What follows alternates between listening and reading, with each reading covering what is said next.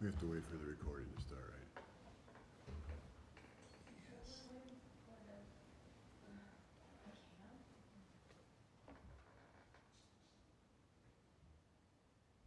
Recording in progress.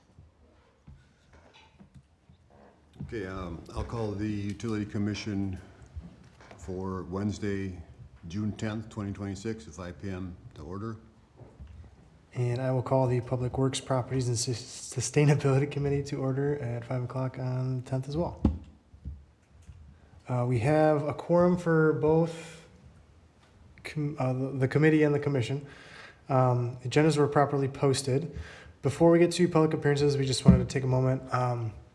Public Works member Larry passed away last week, so we just wanted to take a moment and do a moment of silence.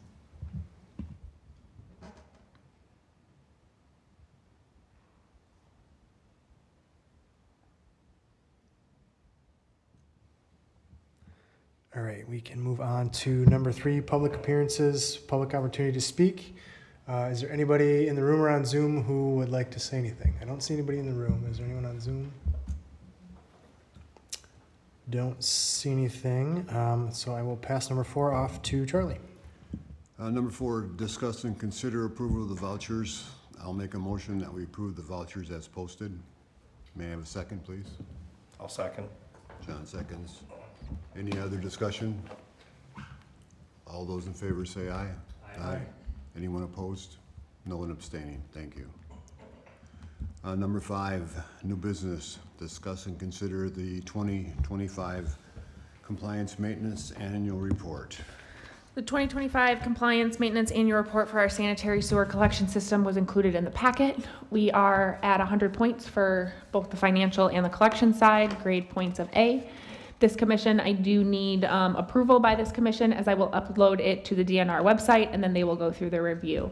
I did remember that it was June 30th this year, so I'm hitting the actual deadline instead of a couple days late. Okay. So I had a quick question on 6.3. Energy study, is that something that we should talk about down the road? It is something that we could talk about down the road. We don't have a lot of, we have lift stations, but right now they're all with VFDs and they're kind of the best energy consumptions that we have, but it's something that we could look for as we continue to grow as a community. Okay. And then the other one was the ordinance for the sewer ordinance. It was last updated in 2015. Yep. Is that something we should talk about down the road, or is, I mean, I read it and it doesn't seem like there's any reason to change it or look at it. There are not many updates with it as part of the storm sewer utility that we are looking to create that will come out of the stormwater feasibility study. We'll be looking at all 3 of the ordinances and doing minor updates as part of that. So it will be updated likely this year. Okay, excellent, thank you. So we need a motion to approve that. Can someone make the motion, please? I will make the motion to approve. And a second? I'll second. Any other discussion other than me? All those in favor say aye. Aye. Anyone opposed? And no one abstaining. Thank you very much. And now number 6, presentation, or do you want that one, Chris? Go. Presentation by Strand on storm water quality maintenance or management plan update. We have Dan Johnstone here from Strand, who is one of our lead stormwater engineers that completed this report with his team from Strand. This is a joint meeting, as I mentioned, to both the committee and the commission in May. Currently, stormwater falls under Public Works Committee. Should the feasibility study and everything move forward as we anticipate, the stormwater utility will then go under the commission, as it then is a revenue forming utility. And so instead of having both meetings separately and Dan giving his presentation twice, it made sense to have you guys all meet at one time. The committee, Public Works, originally granted this. We received a grant back in 2024. So this is finalizing a grant that we got money for. So with that, I will turn it over to Dan, who's going to give us a wonderful summary of the 400-page report. Thanks, Kyla. Alrighty, so I'm Dan Johnstone with Strand Associates. I was the project manager for the Stormwater Quality Management Plan update, and I'm also the project manager for the Stormwater Utility Feasibility Study. So I'll be briefly mentioning some of those kind of cross topics here shortly. So we are going to first talk through, sorry, I'm just going to make this a little bit easier for me to see. Okay, we're going to first talk through kind of a brief introduction, talk about the current and updated stormwater program, the Rock River TMDL, which is kind of like why we did this all, the stormwater quality modeling that came out of this effort, the alternatives analysis, which includes the BMPs in the village and the watershed adaptive management, an implementation plan, which the DNR likes to see, and then a couple other kind of ancillary tasks that we worked with on this project, including the BMP reviews, which led to future maintenance, and then an erosion control and stormwater reference guide, which is going to help kind of the village administer some of these ordinance updates in the future. And we'll kind of round off with some conclusions and recommendations. The main reason why I had this figure up here on the right-hand side is I wanted to kind of point you to the village, but also how it drains. So the village is kind of split down the middle, so to speak. The western 2/3 is called Reach 66, and the eastern third is called Reach 83. You'll see these two reaches mentioned quite a bit, and essentially what a reach is just like the drainage pattern dictated by the DNR. So the DNR calls this certain watershed Reach 83 and Reach 66. So you're going to see that a lot as we move forward. So to kick things off, all of this is required by the municipal separate storm sewer system, which is the village's permit. There's the village permit number. If you're curious, it's essentially the Madison area MS4 permit. It is currently expired, but the village still has to act upon it, and it requires you to do stormwater quality management plan updates periodically. So it was the original stormwater quality management plan was put together in 2010. There's a 2012 update and a 2019 update, and then now this is the most recent update. And you periodically do these updates to kind of show the improvements that have been done through the village since the last time. So new development, those sorts of things need to be included in the modeling. The MS4 permit requires 20% total suspended solids, or TSS, which is essentially just like particulate, like sandy material that gets discharged into stormwater. So it picks up off the road. That's what total suspended solids is. Then there's also the Rock River Basin TMDL, which requires more stringent requirements, which is 62.2% TSS and then 54% TP, or total phosphorus. Total phosphorus is a subset of that TSS that also includes dissolved phosphorus, but it's essentially just the phosphorus that's picked up by runoff. So the village drains to Door Creek, which is Reach 66, and Koshkanon Creek, which is Reach 83. And the main objective of the stormwater quality management plan update is to assess compliance with these TMDL requirements across the village. So as Kyla mentioned, it's a WDNR UNPS grant funded project. Overall project cost was $165,000, but it was split 50-50 state and local share. So let's talk through the current and updated stormwater program. The green highlighted sections are the ones that were updated. The three black sections were not updated as they were deemed kind of appropriate or not needing an update.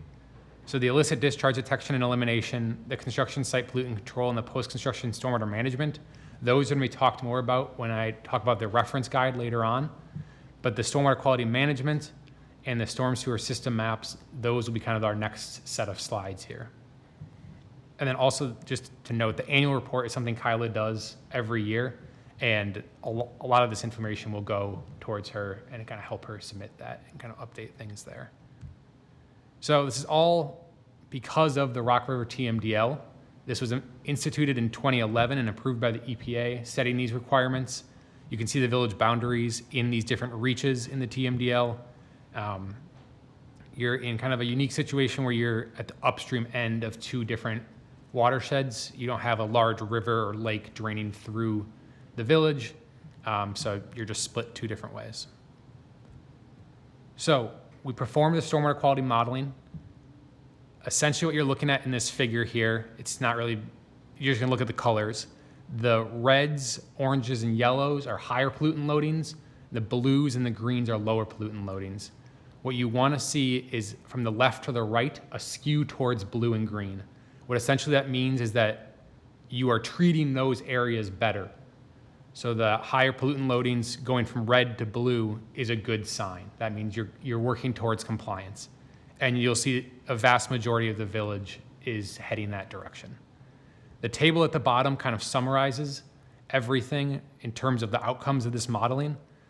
But realistically, I want to point you towards the MS4 modeled existing conditions and where you're at from the previous existing conditions reduction. So both TSS and TP for everywhere across the village has improved since the last modeling effort, and it's gotten closer towards compliance.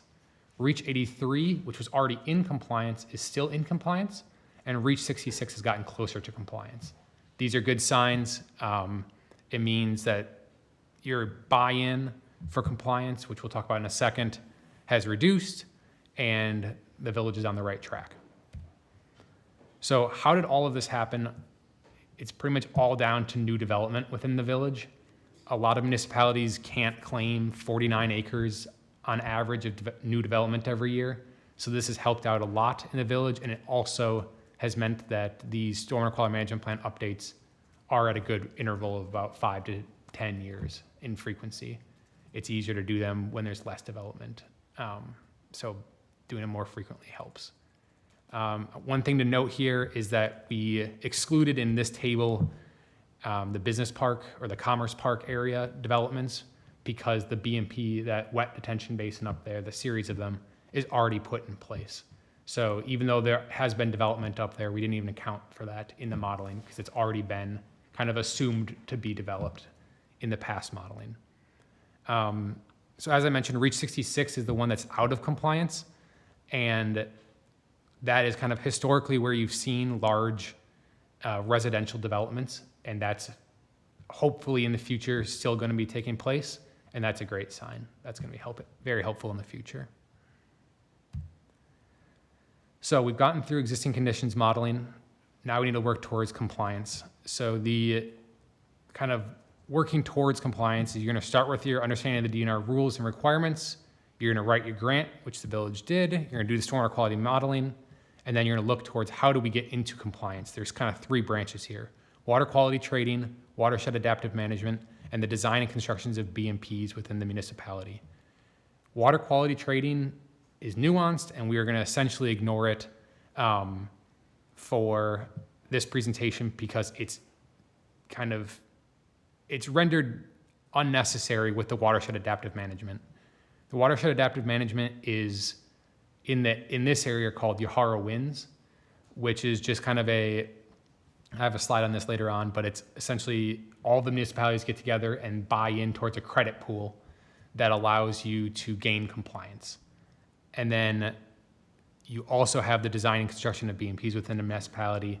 That is your new development and any other optional BMPs that the village would like to pursue in the future towards compliance. So when we did our alternatives analysis, we looked at a number of different BMPs within the village.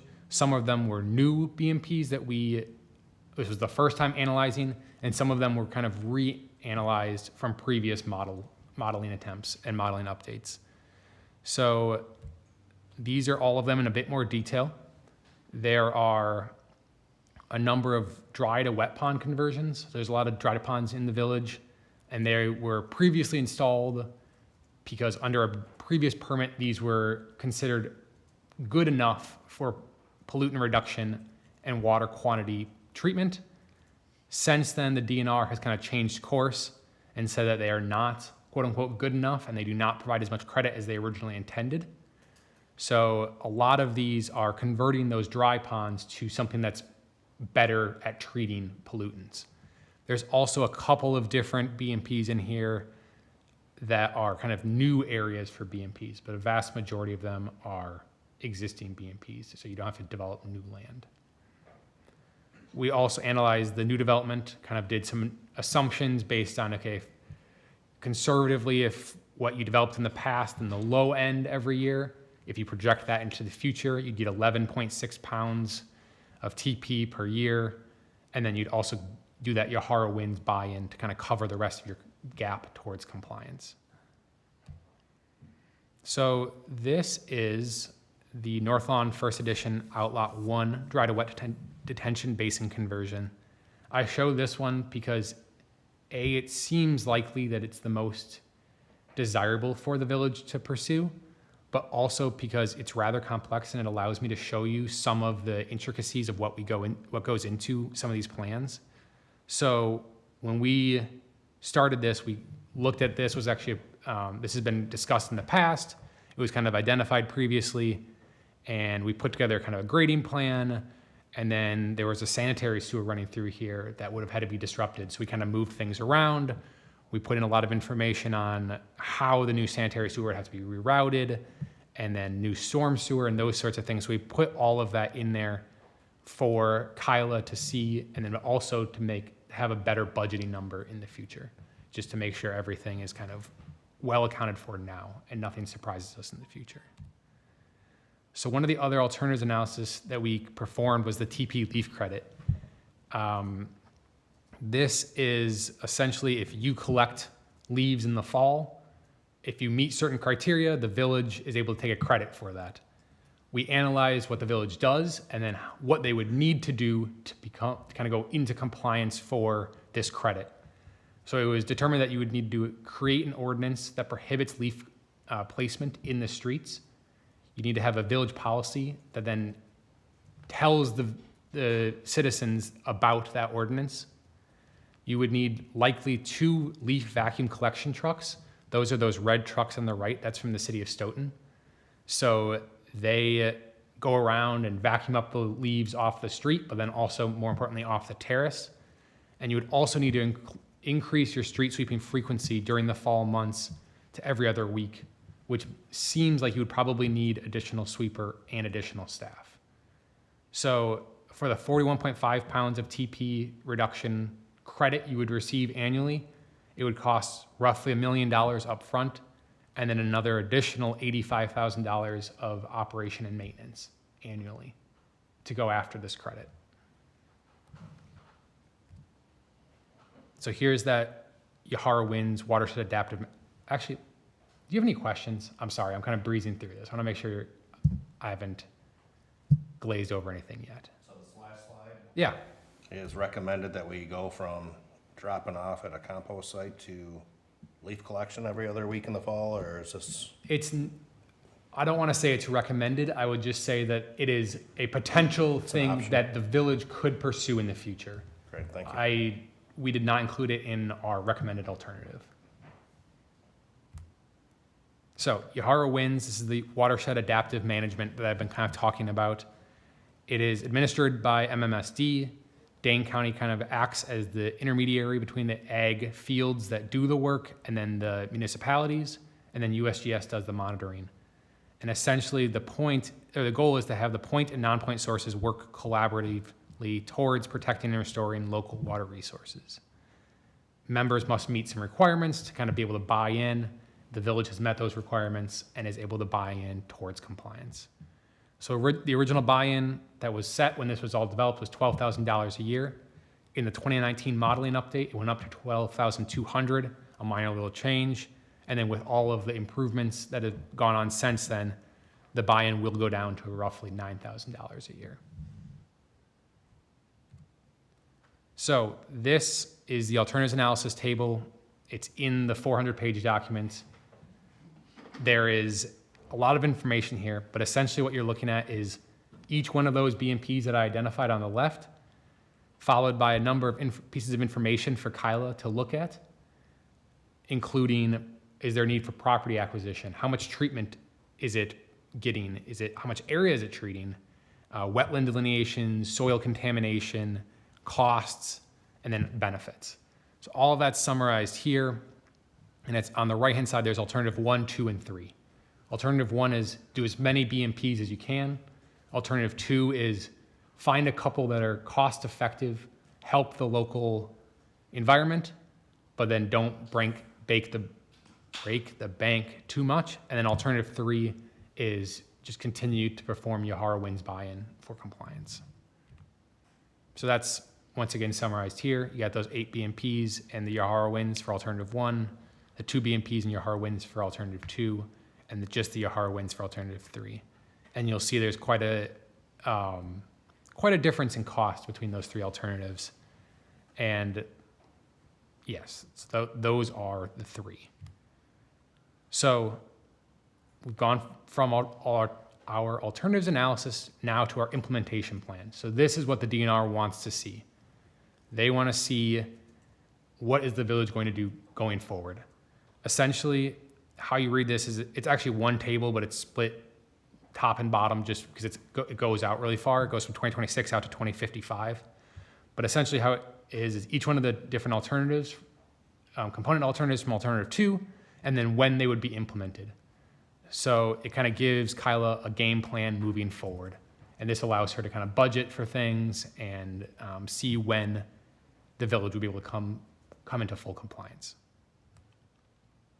So this slide I left here mostly for Kyla, but also just for you all to know that there are funding opportunities available and the village should absolutely be budgeting for them and pursuing them whenever possible because they can make expensive projects significantly cheaper.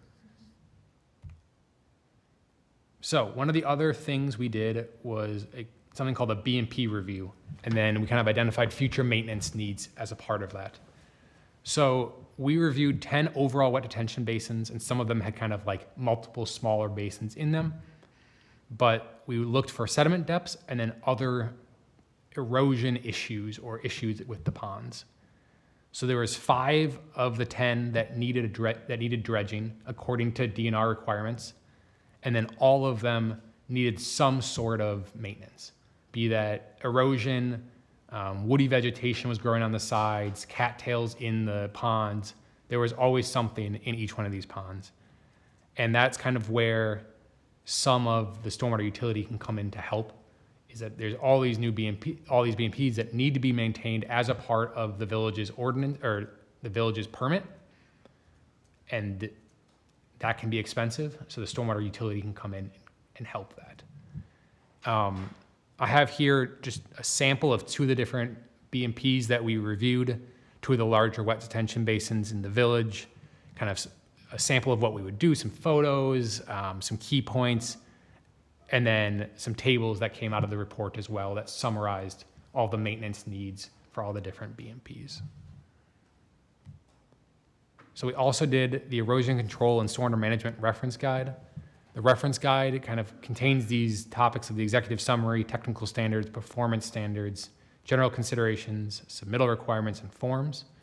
And it essentially is something that you can just give to a developer and say, these are all the requirements that the village has for stormwater. Instead of Kyla getting a million questions of like, where do I go for this? Or what is the requirement for that? All you need to do is now hand this document over and all the information is right there. Also, the other thing we did for this was we reviewed the village's current stormwater ordinance and compared it to Dane County's ordinance, and essentially recommended changes to the village ordinance to better line up with the Dane County ordinance, unless the village ordinance was more stringent. Then we left it as that. But otherwise, it was mostly just Dane County updates their ordinance a lot more frequently than the municipalities, so this just brings both ordinances kind of up to date. So finally, some conclusions and recommendations. So the village should absolutely continue to implement all the village's stormwater programs to maintain compliance with its permits. Considering making the updates to the stormwater ordinances and programs in accordance with the erosion control and stormwater management reference guide. Proceed with implementation of alternative 2 for the TMDL compliance, budget for grant applications, and to help fund design and stormwater projects in the future, and then budget for the design and the construction of the stormwater BMPs in the future, and then work to implement that stormwater utility to help cover those costs, along with the maintenance costs. You should also update the village's stormwater systems maps on an annual basis to include new developments and things like that. And then every 5 to 7 years, perform some wind modeling to incorporate the newest development in the village. And then in the future, if there's any stream bank restoration that needs to be done, work with the TRM grants to work on that. Any questions?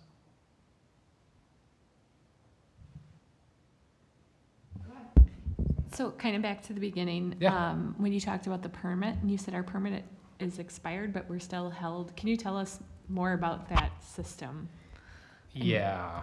So essentially, the DNR is understaffed and can't issue the permits. They, for some reason, set their permit dates very quickly, every 5 years, but they don't have enough staff to change over their permits because there's a lot of permits across the state. So what they've been doing is just been very slow with updating their permits.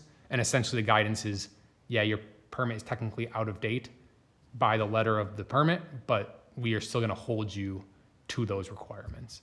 And as of like last month, I heard they're trying to come out with one. Well, they said it was gonna be last month, but now it's this month and it still hasn't come out. So they've said that it's supposed to be very soon that they'll come out with a new permit.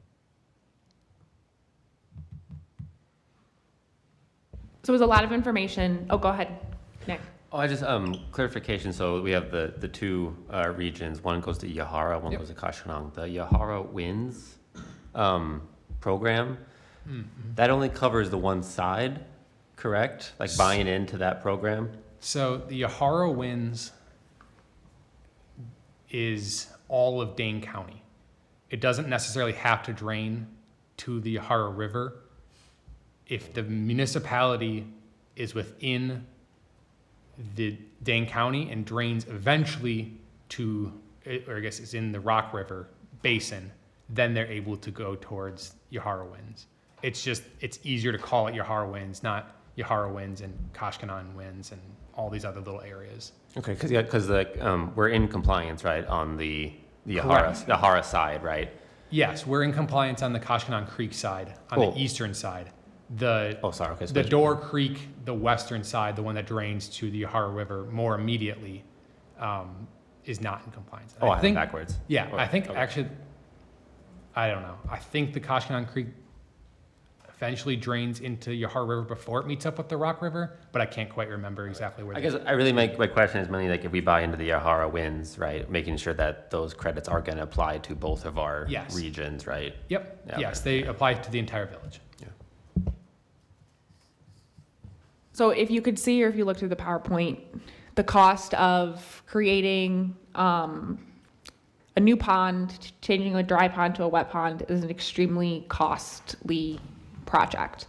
Something that this committee, the commission, the stormwater utility is ultimately going to want to decide how we want to go about with our stormwater utility. I have a large report, not a large report, but a portion of the report is just these BMPs that Dan and his team looked at. And like he said, 5 of them need to be dredged. There's a handful of other ones in the next 5 to 10 years that are going to be silted in and will also need dredged. So stormwater has been something that we've kind of put on the back burner over the last several years. And as we've continued to grow, we get more ponds, we get more stormwater infrastructure. And so we're looking to try to maintain that. So before we go into my recommendation moving forward, and if we move forward with this stormwater utility, is that before we go take on a large project, is we continue to pay that Yahara Winds buy-in, and we work on the maintenance of our ponds, the maintenance of our infrastructure to kind of get that back up to speed. It's kind of summary of the project. Any other questions for me or Dan? Is there a limit on how much you can buy out with the Yahara Winds, like for timeline essentially? Like, is there a? No. So the village is lucky and has a lot of room to grow and will likely eventually become fully compliant through just new development. Someone like the city of Madison is never going to be able to be in full compliance on their own. They're always going to rely on someone else to be in compliance, and that's where Yahara Winds comes in, is that they've essentially set it up in that it's just different entities working together for this compliance. So the likelihood that it falls apart in the future is it's very unlikely. I mean, it could happen, I suppose, but it's in just about every community's best interest to keep that thing running because it helps them so much. Sorry, I'm getting confused. So No, you're good. you said we would eventually get in compliance. What is that? But with the new developments that occur over time, right? Right. So would that mean with new developments, we're slowly paying less and less to WINS, Yes. regardless if we do the dredging or not? So the dredging and the new developments are two separate entities. So this, I guess, is probably the best table that shows it. The top row, Yahara Winds row, goes down every year, and that's to account for the new development that happens every year. So eventually your gap is gonna come down to 0. At that point, you still need to maintain every one of your ponds into the future. And the DNR, once you get to that point, they first care about you getting into compliance. After that, they wanna make sure you don't just like give up entirely. And the next thing they're gonna care a lot about is making sure you maintain those BMPs. So that's where we're working towards compliance, but we also need to maintain all of the infrastructure that has been maintained, just not to the level that it should have. I mean, we have ponds that were built 20 years ago, 25 years ago that are silted in. Right.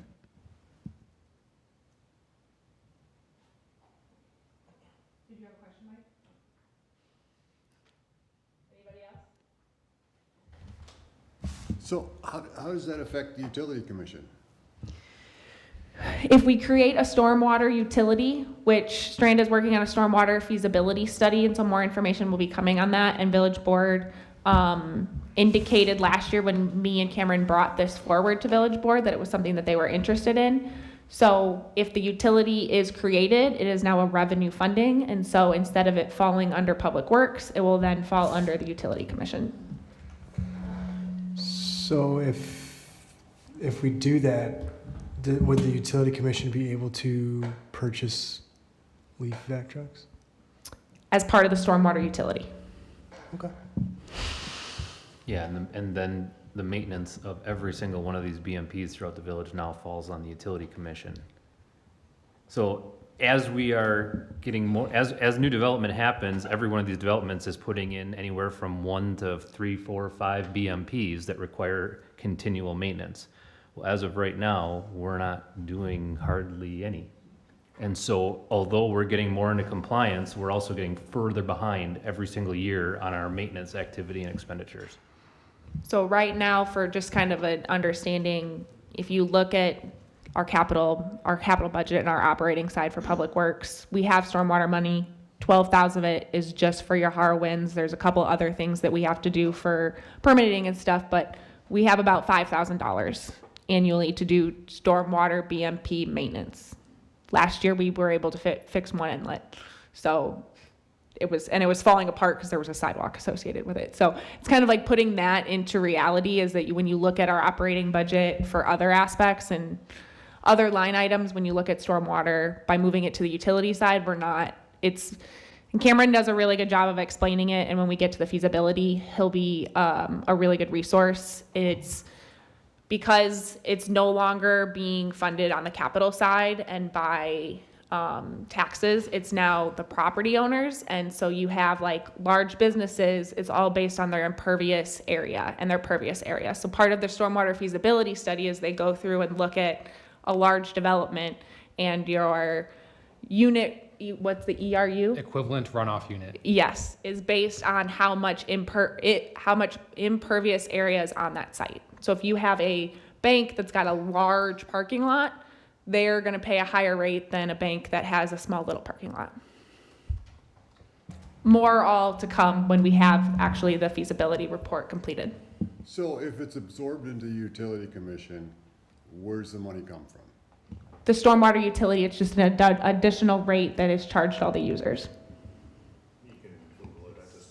So it'll be a separate charge? So those entities that have the large surface area, let's say a big parking lot, do they have the ability then to do their own management to reduce their fee? Correct. Yeah, okay.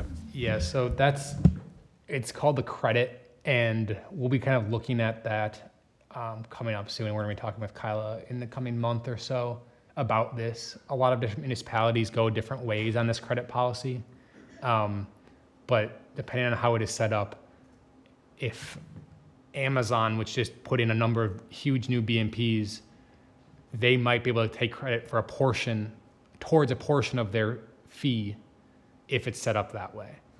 Or if there's no BMP on a site, then they wouldn't be able to take that credit. So there's a number of different nuances there. We can talk about it more in the future, but there is a policy there that that can fall into place. Not to get into the weeds and the nuances, but is that residential aspect as well? If you put in a rain garden on your property, do you get a credit on your Yes. So there can be a rain barrel and rain garden credit that can be implemented. Certain communities have it, certain communities don't. It can definitely be looked at. It's not really an issue, but it's just if you have those things or if you implement those things, you can get a credit towards not having to have as much typically of a fee. So is there a timetable approximate for this yet? For the stormwater utility, Moving it over, yeah. Or Yes. Or actually creating it, sorry. creating it, our goal is to be, it would be created here at the end of the year, beginning of 2027. So Strand is working on the report, and they should be done with their report here within the next month or two. So there will likely be another joint meeting coming forward to Okay. give the results of that report. So then there'll be plenty of time to educate the public on the Correct. fact that we're creating something. It's not just the utility here that's gonna stick you with the more money. This Yes. is needed to be done. Correct. This is an entirely new thing. And I know you do a great job of educating with all the things you do, so I would appreciate it that it will continue forward. Yep, it absolutely is. There's already been discussions about how it's going to be included in some mailers that we're doing later this fall. Okay, and then the fact that the rain barrels, the rain gardens, I think that'd be a great issue to kind of soften the blow, so to speak. Absolutely. If that could be included in the ordinance. Definitely something we're going to look at. Okay, thank you. Do we have any idea, I mean, just ballpark what a resident would probably see for a monthly charge? Not right this minute because I haven't seen their updated report, and don't start sharing it I because you won't. haven't shared it with me yet. I won't. So Because Yes. I think that would be helpful, right, Yes. as we go into this, yep, and that's decision-making what's going to process. come out of their study. We just haven't gotten to that. You'd be surprised on how long it takes to delineate all the parcels Oh, in for the sure. village. No, I get it. Thank you. Along those same lines, is this something we do in-house or are we contracting it out? The utility will be in-house. I mean, like all the maintenance work on the ponds and everything. A lot of that would be contracted out. We'd be able to do some of it, but dredging, we would have to contract out. And so there's no new hire. I'm hopeful, to be determined. And then just one last thing I was thinking of, this isn't something we just dream up and do. We would have to get PSCW approval to create a utility. It's not governed by the PSC. We have already checked and with do you know who Cameron checked with? We've confirmed with the entities that we have to legal. We've done all our background. Cameron has been the one that has, since it's on the finance side, has gone through those steps. But we have approvals on that end. Once it's implemented, we'll then go from there.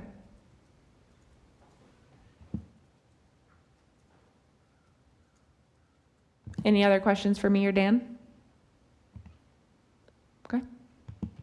Great. Thank you all. Then we can go to number 7, directors and engineers report. Kind of combined utility, public works. So on the GIS side, Grafe is going to be moving all of our data from Infinite GIS, as was our existing system, and setting up our ArcGIS online account with all of our asset management at this point in time. And we have just contracted with Waterly, who's going to help with our water rounds for all the well readings. So we already use them for lift stations. It's a free service. And so by adding the wells, it has one app, one service. It kind of assists easier for staff. Frontier, you may have seen in the village or online. They were mobilizing this week, and they will be working on some of their permits. Their first 4 have been approved, and I just received 4 more this afternoon. Safe Streets for All, I'm working through the active transportation proposal. I hope to have that here next month when we meet again on the public works side. The intersection study and the traffic management stop sign policy, I don't have any updates from last month. The capital prioritization plan is going to be reviewed by village board here in the upcoming weeks. On the engineering side, Quarry Ridge Phase D still has the last piece of school. They've been indicated to me they're looking to do it in August, but that could change. Heyday, all the public utilities have been installed in the multi-use path. If you notice, along Bus Road and Cottage Grove Road was just installed last week. The Amazon facility, in record time, they have asphalt down on County Highway TT. As of Friday, County Highway TT, or technically as of Monday, County Highway TT will no longer have a full closure because County Highway N will be closed for their project in conjunction with Dane County's project for the bridge over the creek just north of the village limits. Well 2 will be starting here towards the end of July, early August. We're also going to be coordinating the rehab of the well in the well hole itself. So more will be forthcoming on that. The farm intercept project is complete, and we have the final payment that will be paid here this month. Gaston Road, all the water main has been installed, and turf restoration has begun as well, and we are looking to pave. We're pulverizing on Monday or Friday, depending on weather, and then we're working to repair the road. We've already kind of updated on the stormwater feasibility study. Great news, the railing is officially completed on the 2025 Streets Improvements Project. All I'm waiting for is their final payment, so then I can finally close out that project. 2026, asphalt has been completed on Nightingale and Cottage Court. They are going to be paving on Clearbrook and Stoneheath Friday or Monday, kind of depending on weather that we've had. And the multi-use path work is going to be beginning along the school next week. And then for full transparency, we have the 2027 construction projects, which is going to be South Main Street and Ollie Street reconstruction. That's going to have utility reconstructions as well as streets. Those are 2 larger reconstructions that we haven't had in the village in a while. And with N being such a large corridor coming in and out of the village, we have moved forward with signing the task orders for strands. They have come in under budget that was approved in the 2026 budget. This way we can get a start on looking at design and getting information out to the public and having a public information meeting yet this fall. Any questions for me?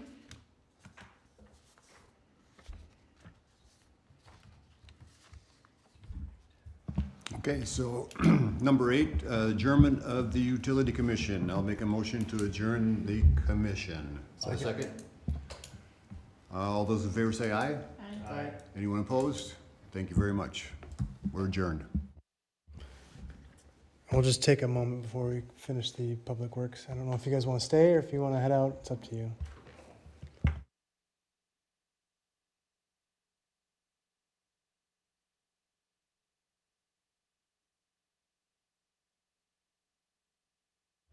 Okay, for Public Works, we will move to number 9, new business. 9A, discuss the 2027 to 2036 street maintenance pulverization plan for feedback. So included in your packet, it's going to be a little kind of hard to read in terms of the outline of streets for the 10-year capital improvement plan. So this is included in the board prioritization plan. However, this isn't kind of discussed in detail anywhere. So I decided to bring it forward to this committee. What you will see is a lot of the 4s are being completed here over the next 6 years. And by that point, then we're looking into the streets that are rated a 5. What is actually, actually easier to look at is this map that shows the locations of those streets relative to the other locations. So what I've done is I've looked at the costs that were kind of over the 10 years that we were planning for all of the pulverization projects and lumped the streets together based on an estimated cost from these past couple years plus escalation, that type deal, on what is going to be the streets that we can kind of lump together for pulverization projects. Some comments that I received kind of when I started back in 2024 was the Crawford Plat area. We kind of, for lack of better terms, blew up that entire neighborhood one summer. We were in, we were out. There was a resident that actually lived on the corner of Crawford and Oak that had construction in his front yard for 3 years straight because there was a bike path, there was a piece of Crawford that was done, and then the whole plat was done. And so it's not ideal when you have construction in front of your house for 3 years. Now, it's not ideal to have construction in an entire neighborhood for an entire year, but what we have learned over the last couple years, and we're continuing to learn through this process, is that we put these constraints, not constraints, but we write in the contract documents that you can only start X amount of streets before you move through your way, through the kind of process. So we're not gonna open all 6 streets. All 6 streets are gonna have 6 different crews. We kind of have a process moving through there because people are parking this way and the other way. But it kind of gives one neighborhood, one construction season, and then you kind of move out as best as you can with the budget constraints. So this Whistler map is not, let me see if I can pull that up. So what's actually, I think, fun, I don't know if everyone will think it's fun, is back in October when I provided the updates for the PACER ratings. This map is produced by the DOT in different colors based on the ranking of the street. A 3 and a 4 is yellow, the blue is 5 or 6. So if I can manage where we can actually see this screen in 2 parts without everything breaking, because you can kind of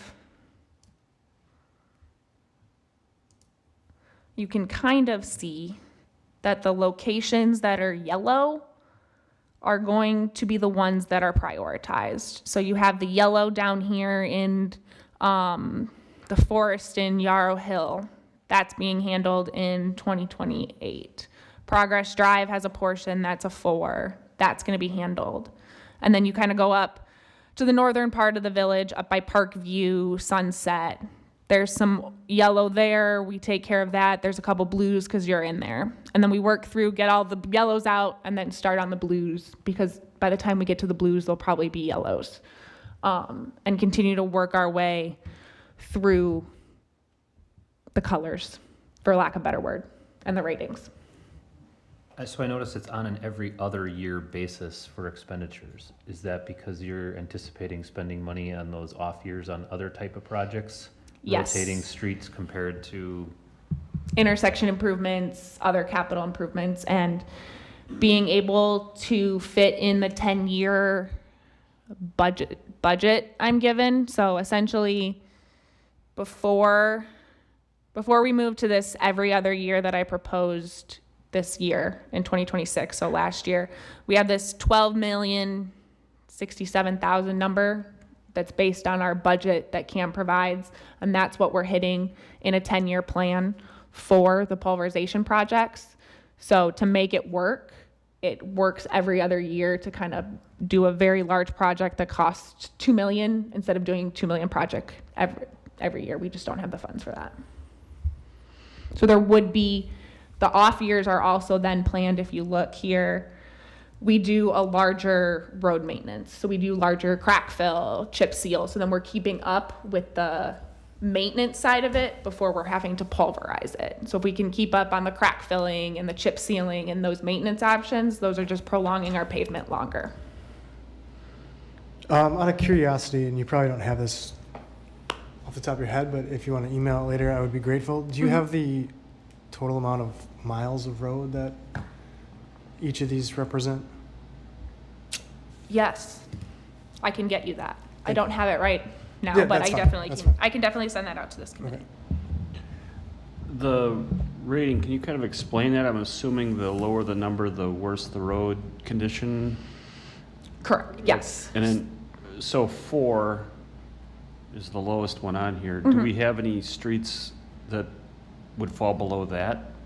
We have 3, we have 1-3, progress is a 3. And I believe that is it. Because if there was a number lower than that, I would have prioritized that. Okay. So in October, if you go back to October's, and I can resend it out to this group if you're interested. In October, I did that map, this Whistler map, and then there's a PDF that shows what each of the ratings kind of mean. The one thing that's interesting about Pacer is when you're looking at a street, and what's hard to kind of explain is that you're looking from block to block. So there may be a section of that street that is a 3. But when you look at the average of that block, it's a 4. So that's where you have to Okay. kind of work through that. Yes, there's a really bad part here, and we're aware of that, and we try to maintain that. But when you look at the entire block, you have to play with that aspect as well. Okay, that's what I was kind of thinking of. If you got a bombshell of a hole, Yep. it doesn't mean the whole road is. Correct. Yep. Along those lines, how long, we do the Pacer rating every year, Every 2 years is required by WISDOT. okay? And then it takes how many years to go from a 5 to a 4 or from a 4 to a 3 on average? Depends on the use of the street and the location of the street. The dead ends are going to take a little longer to become a 4 or a 5 to a 4. Your more main thoroughfares, likely quicker. And how low of a number before we stop maintenance and just resolve ourselves to the fact that it's gonna have to be a repave within the next several years? That's kind of,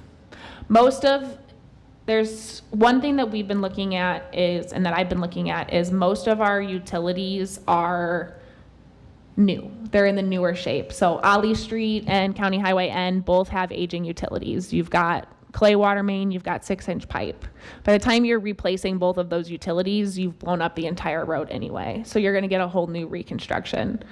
A lot of what we're seeing is the pavement is what's failing, and we don't have any utilities. So instead of doing a mill or this maintenance behind it, we just go and do the full pulverization. We do a proof roll, we see where the base is poor, we do an undercut. So you're almost getting that full reconstruction, but in a different aspect. I guess the question, when do you stop doing crack filling and chip sealing and resolve yourself to the fact that you're just gonna be replacing the pavement? Usually I'm not gonna crack fill anything or chip seal something that's in the replacement in the next 5 years. So something that's around a 5+ generally gets maintenance? Correct, yep. Well, can I drill down on that a little bit? So what Pacer rating do you do chip sealing for the first time?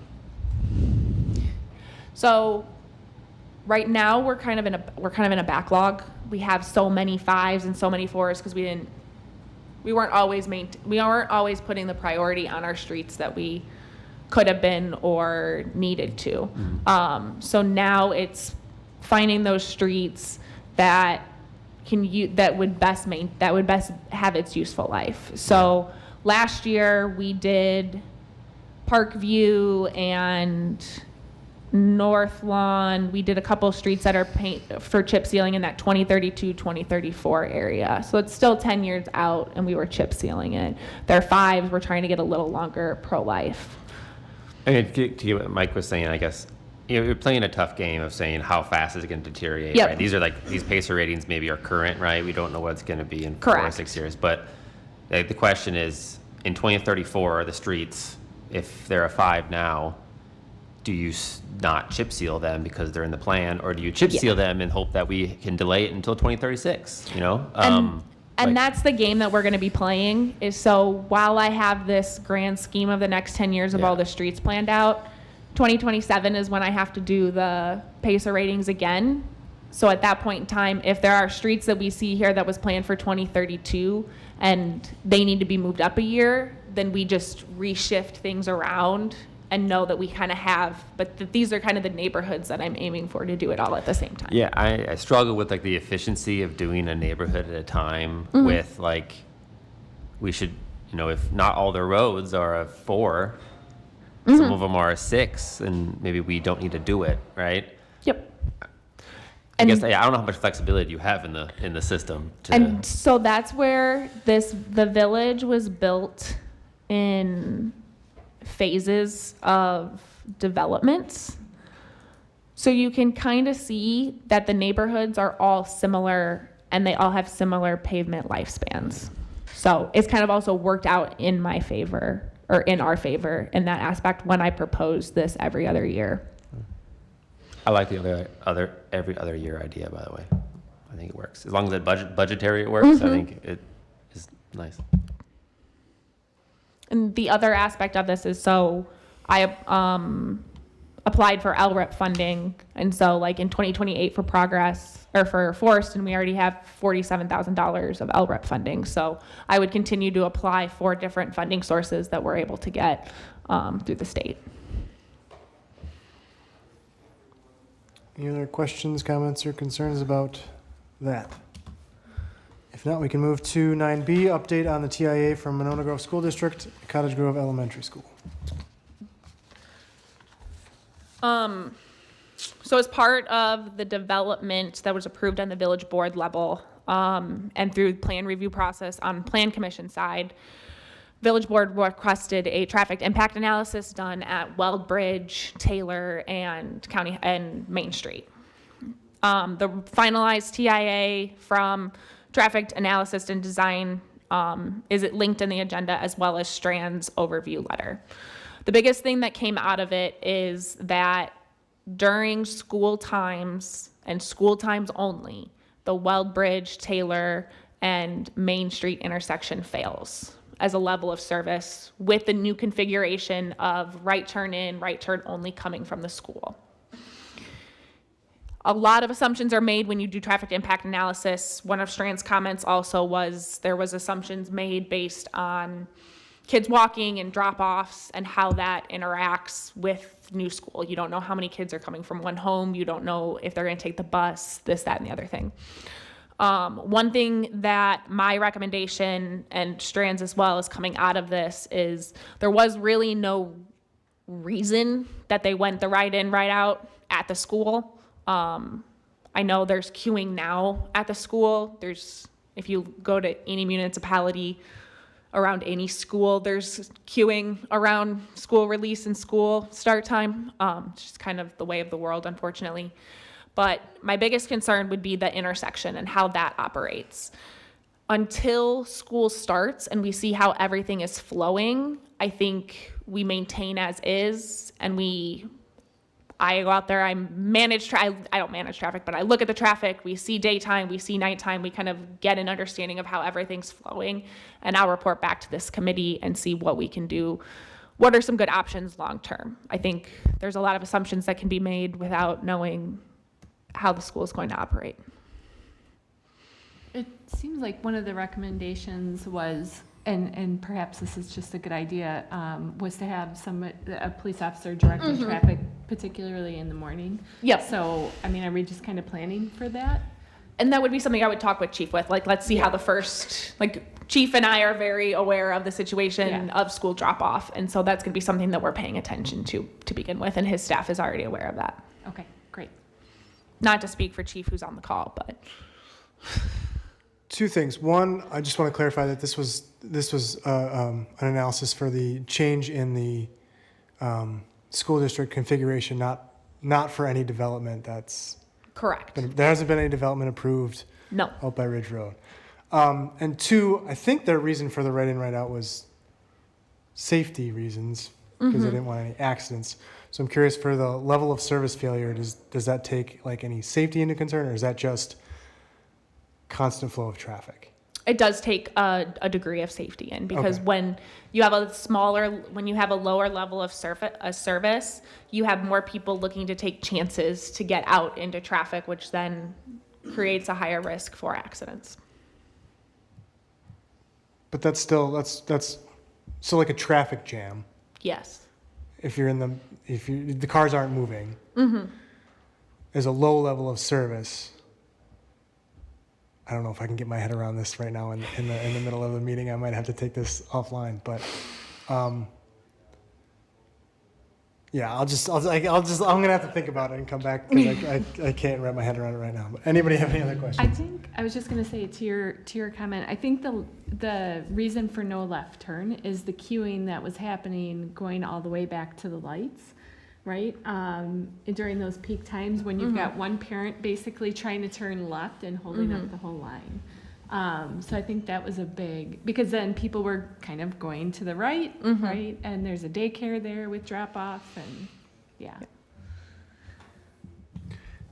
The study was showing a higher queue of cars on Wheelbridge heading east that would be turning left, I think is what I remember. Why that street and why not Taylor, or what was their thinking? The thought is most people coming from the north side of the village are going to end up using Bonnie, Southern Grange, Ali is through there to come down and then hit Weld Bridge to go back up Main Street to turn in right from the school. Has the school, maybe this isn't an option, but I don't even know the grade structure up there. Will there be staggered release or start times to stagger the traffic? Not to my understanding, no. Okay. 4K through second grade, all there. Okay, thanks. Have they asked you to present, or does the board, Mineral Grove board, know of the traffic that they're causing essentially on our streets? It's our intersection, right? But it's caused by their decisions. So I don't know, like, if chief has to go out there and there's time commitment from the police to manage the traffic. We have not gotten that far. I know that was discussed at length at the school board level and different options. But as it relates to us, it's just the plan approval process that we go through, plan commission and village board. So they're not consulting you at any level, or chief at any level, or? To an extent with the plan commission process, so when we do plan review, Okay. myself and chief are involved. All the staff department heads are. Any other questions? Okay, then we can move to number 10, future agenda items. So I have two real quick. Cameron emailed me earlier about energy innovation grant that I think he's applying to, which made me think about, as part of your director's report, I was wondering if you could add essentially sustainability item, task, paragraph, essentially, even if it's left empty most months, just as a reminder to everybody, that is one of our tasks, and that if there's any ongoing business going on, we can highlight it there. Absolutely. I'd also love to know more about that grant.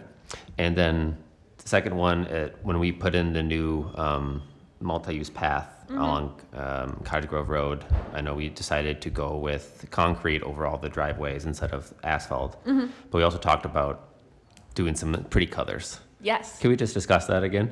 It's forthcoming. I am working on finding a green paint that is suitable to bike green paint. We had a quote and got a green paint from a local vendor, and the green paint was more forest green.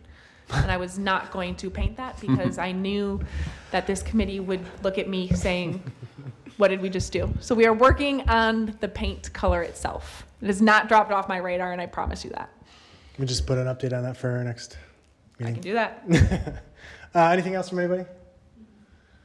Otherwise, we can move to number 11. Motion to adjourn? Second? Motion and a second, non-debatable. All those in favor? Aye. Opposed? We are adjourned. Recording stopped.